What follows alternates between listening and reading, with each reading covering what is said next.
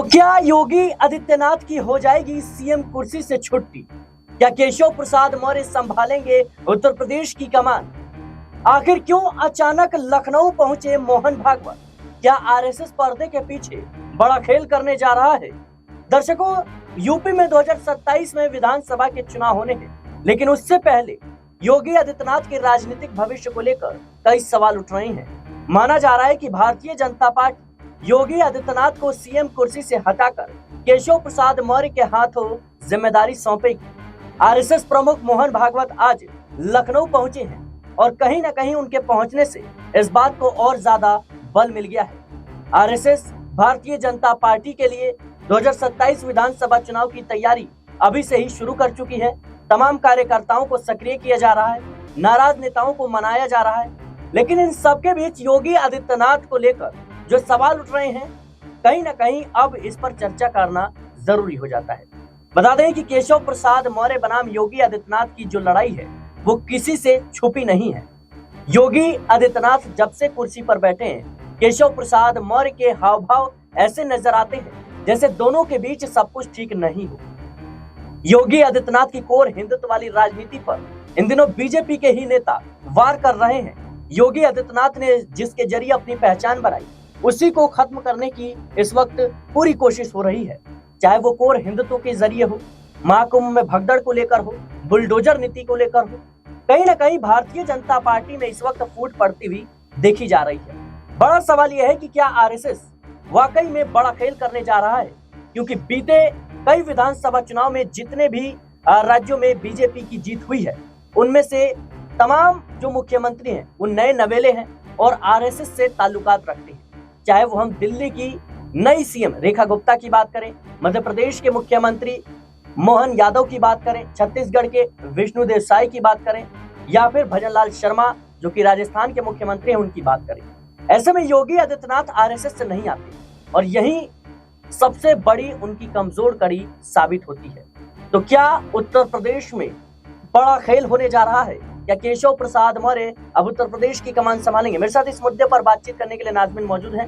नाजमिन, कैसे देख रही हैं आप जिस तरीके से योगी आदित्यनाथ का बयान लगातार सामने आता है कि मेरा राजनीति फुल टाइम जॉब नहीं है, बल्कि मैं योगी हूं, और कहीं ना कहीं जिस तरीके से उन्होंने कहा कि जो मुख्यमंत्री है वो बीजेपी में कोई भी सामान्य सा कार्यकर्ता बन सकता है। जब उनसे सवाल किया गया कि क्या आप तीसरी बार मुख्यमंत्री बनेंगे, तो उन्होंने कहा मैं कोशिश भी नहीं करूंगा। ये तमाम बयान एक के बाद एक ऐसे आए हैं जिसको लेकर कहीं ना कहीं चर्चा हो रही है। कैसे देख रही हैं आप? देखिए, उत्तर प्रदेश में अभी चुनाव को समय बाकी है, जैसा कि आपने कहा 2027 में चुनाव है, लेकिन तैयारियां अभी से हो रही हैं। जहां भरे सदन में अखिलेश यादव ये कहते हैं कि योगी आदित्यनाथ को क्या हटाने की कोशिश हो रही है, योगी आदित्यनाथ का नाम क्यों नहीं लिया जाता है, तो केंद्रीय गृह मंत्री अमित शाह कहते हैं कि वो भी रिपीट होंगे, और रिपीट ही नहीं होंगे बल्कि आने वाला वक्त उन्हीं का ही होगा।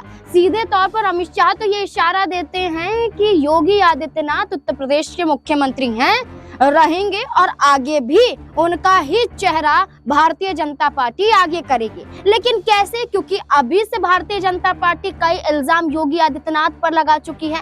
खुद योगी आदित्यनाथ कई ऐसे फैसले ले चुके हैं जिसमें खुद अपनी ही सरकार को वो फंसाते हुए नजर आए हैं।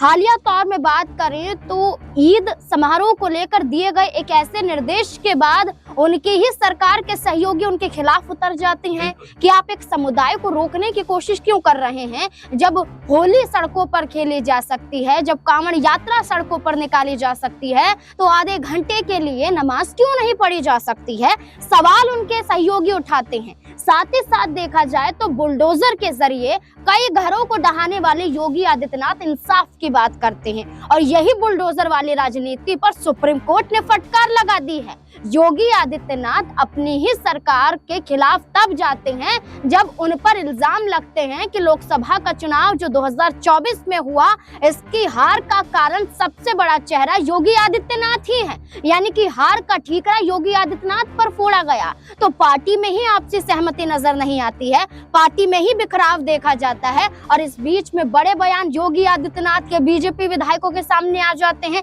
बीजेपी विधायक जो कहते हैं कि हम उन्हें दिल्ली भेजना चाहते हैं। योगी आदित्यनाथ कहते हैं कि वो मुख्यमंत्री शीर्ष नेतृत्व के जरिए बने तो हैं, लेकिन मुख्यमंत्री के लिए फुल टाइम वो एक चेहरा नहीं रह सकते हैं। उन्होंने सामान्य कार्यकर्ताओं को सीएम बनने तक का ऑफर दे डाला। अच्छा नाज़मीन, एक न्यूज चैनल को दिए गए इंटरव्यू के दौरान जब उनसे सवाल किया गया कि क्या आप दिल्ली जाना पसंद करेंगे, तो वो साफ तौर पर कहते हैं कि मैं कह सकते हैं कि दिल्ली जाने से बेहतर है कि मैं गोरखपुर जाना पसंद करूंगा। क्या लगता है आपको कि कहीं ना कहीं योगी आदित्यनाथ बैकफुट पर नहीं होने वाले? क्योंकि जिस तरीके से देखा जाए, शिवराज सिंह चौहान हो, रमन सिंह हो, वसुंधरा राजे जैसे बड़े चेहरों को कहीं ना कहीं दरकिनार करने का बीजेपी में काम किया गया। क्या लगता है आपको कि योगी आदित्यनाथ को इस बात का आभास हो चुका है? देखिए, योगी आदित्यनाथ की बात करें तो जब वो 2022 के करीब की अगर हम जिक्र करें तो एक बड़ा चेहरा बन के सामने आए थे, और इसी के साथ साथ जिक्र करें तो इससे पहले भी खुद योगी आदित्यनाथ बड़ा चेहरा बने थे बीजेपी के लिए। लेकिन अब यही योगी आदित्यनाथ को लेकर कहा जा रहा है कि उन्हें दिल्ली की राजनीति में जाना चाहिए। पीएम के बाद, पीएम नरेंद्र मोदी के बाद तो जो दूसरा चेहरा नजर आता है वो योगी आदित्यनाथ का नजर आता है। तो जो बीच का खेमा है बीजेपी में बड़े बड़े नेताओं का, वो खासा नाराज दिखाई देगा, और इसलिए तैयारी हो रही है कि योगी आदित्यनाथ को पहले उत्तर प्रदेश से हटाया जाए, फिर उनका राजनीतिक सफर ही खत्म कर दिया जाए। तो इससे पहले ही योगी आदित्यनाथ ने ये कह दिया कि उनका जो मुख्यमंत्री पद है वो फुल टाइम के लिए नहीं है, वो तो एक योगी है जिनका काम एक मठ में होता है और वो मठ में जाना ज्यादा पसंद करेंगे। ये बयान ये दर्शाता है कि योगी आदित्यनाथ पर बड़ा दबाव है। ये दबाव किस बात का है? इसके कई कारण हो सकते हैं। बीजेपी के शीर्ष नेतृत्व का कहना नहीं मानते हैं तो पार्टी से भी बेदखल कर दिए जाएंगे, पार्टी से भी बाहर कर दिए जाएंगे, या कहें कि उत्तर प्रदेश में राजनीति तो छोड़िए, दिल्ली में जाना तो छोड़िए, योगी आदित्यनाथ का नाम कभी सुनाई भी नहीं दिया जाएगा। जैसे कि आपने खुद कहा, मध्य प्रदेश हो, राजस्थान हो, छत्तीसगढ़ हो, कई ऐसे बड़े चेहरे हमने देखे जहां भारतीय जनता पार्टी ने उन चेहरों पर दांव नहीं आजमाया। वसुंधरा राजे 3 बार की मुख्यमंत्री राजस्थान में रह चुकी है। शिवराज सिंह चौहान 3 से अधिक बार मुख्यमंत्री मध्य प्रदेश में रह चुके हैं, लगभग 4 बार मुख्यमंत्री रह चुके हैं। इतने बड़े बड़े पद पर इतना लंबा संघर्ष भारतीय जनता पार्टी के साथ जुड़कर इन बड़े चेहरों ने भूमिका निभाई, लेकिन आज क्या हंस रहे हैं उनके साथ? सबको केंद्र में बिठाकर उन पर कई लांछन लगा दिए। जैसे किसान आंदोलन के वक्त शिवराज सिंह चौहान को घेरा जाता है, वसुंधरा राजे गिड़गिड़ाती हुई नजर आती हैं पद को लेकर। तो योगी आदित्यनाथ को सिर्फ और सिर्फ भाजपा हाईकमान का फैसला मानना एक मजबूरी बन जाता है। इसलिए उनके बयान भी दर्शा रहा है कि उत्तर प्रदेश में मुख्यमंत्री पद को लेकर वाकई बदलाव होता हुआ दिखाई दे सकता है। जाहिर सी बात है दर्शकों कि योगी आदित्यनाथ को लेकर इस वक्त कई सवाल उठ रहे हैं कि केशव प्रसाद मौर्य की नजर योगी की कुर्सी पर हमेशा से रही है, चाहे वो बुलडोजर नीति को लेकर हो, जिस तरीके से बृजभूषण शरण सिंह बयानबाजी करते हैं कि भाई घर नहीं तोड़ा जाना चाहिए, और अब तो सुप्रीम कोर्ट ने भी उस पर रोक लगा दी है।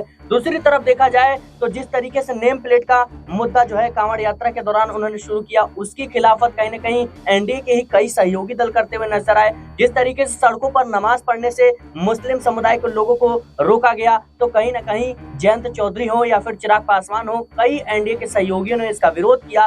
तो अब जिस तरीके से इस पूरा मामला देखा जा रहा है और मोहन भागवत अचानक से लखनऊ पहुंचे, ऐसे में कहीं ना कहीं सवाल उठ रहे हैं। फिलहाल के लिए इस रिपोर्ट में इतना ही। देश और दुनिया की तमाम खबरों के लिए बने रहने नेक्स्ट 9 न्यूज़ के साथ।